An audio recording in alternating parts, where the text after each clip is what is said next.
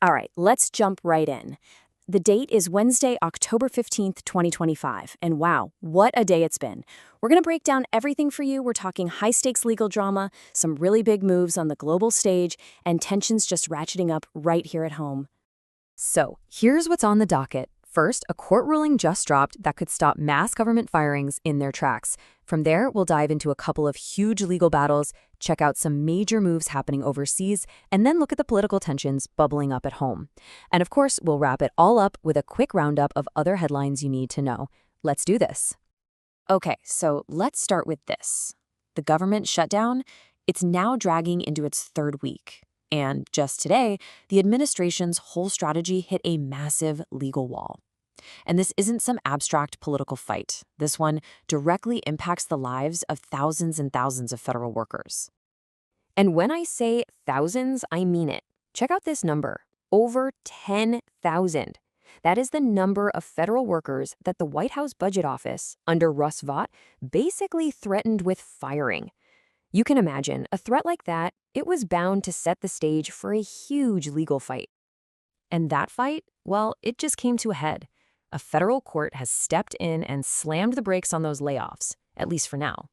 The judge essentially said, hold on a minute, suggesting the president might be overstepping his authority here, trying to use the shutdown as a tool to fire people. So how did they do it? The legal tool here is called a temporary injunction. Think of it like a legal pause button.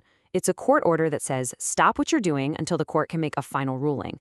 This all came out of a case in California, where Judge Susan Ilston granted the injunction after federal worker unions filed a lawsuit, calling the whole threat illegal. But, believe it or not, the shutdown wasn't the only massive issue the courts were dealing with today. There were two other huge legal battles unfolding, and both of them, well, they have enormous long-term implications for the entire country. Yeah, we're talking about two completely different but equally important legal fronts. First, you've got the Supreme Court, where it looks like the conservative majority is getting ready to weaken the landmark Voting Rights Act. And at the exact same time, there's this really heartbreaking immigration story playing out in a Pennsylvania courtroom. So let's break this down, because the timeline is just wild. You have this man, Mr. Vidam, who spends 44 years, 4 decades, in prison for a murder he did not commit. He's finally exonerated. The charges are dropped. He should be free. But no. The second he walks out, he's immediately detained by ICE. Why? Because of a deportation order from way back in 1988, an order that was based entirely on the conviction that was just thrown out. It's an incredible situation. Okay, so while all of this is happening in the courts here at home, the administration's focus was also pointed outward. We're talking some pretty bold moves on the world stage, touching on everything from covert ops to big business. And two really big stories popped on the international front.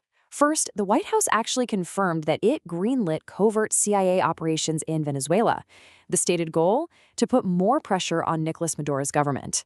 And then, at the same time, new details are coming out about a private Chinese company that's apparently giving Eric Trump's crypto firms some, let's just say, very favorable financial terms on some major equipment deals. Now, when the president confirmed these CIA apps, he gave two main reasons for doing it.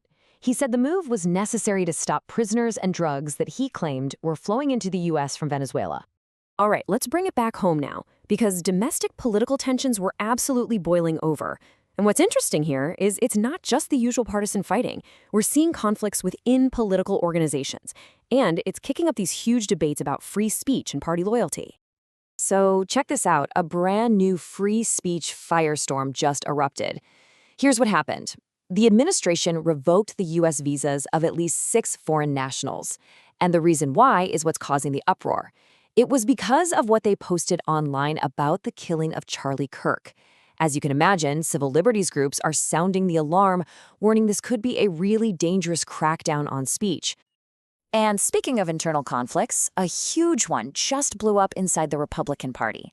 Politico published this massive leak. We're talking over 2,900 pages of racist and offensive messages from a chat group that included some young Republican leaders. The backlash was immediate, with the group's own national leadership demanding that everyone involved resign right away. Okay, that was a lot. But there's still more to cover.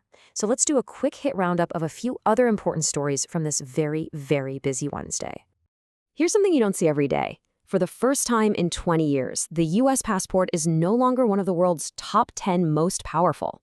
That's a pretty significant shift when you think about global travel and, the prestige that comes with it. Meanwhile, we've got a classic local versus federal showdown brewing, and it's all about the World Cup. The president claimed he has the power to just move the games wherever he wants. Well, the mayor of Boston basically said, not so fast, signaling the city is ready for a fight. It really raises the question of who's actually in charge here.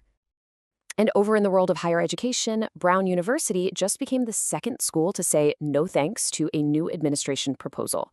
It was this 10-page compact that would have basically overhauled a bunch of university policies. And in return, schools would get better access to federal money.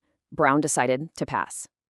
So let's just take a step back for a second. When you put all of this together in a single day, clashes over worker rights, voting laws, free speech, global power plays, what does it tell you? What does all this pressure coming from all these different directions really reveal about the state of a nation's institutions right now? It's definitely something to think about.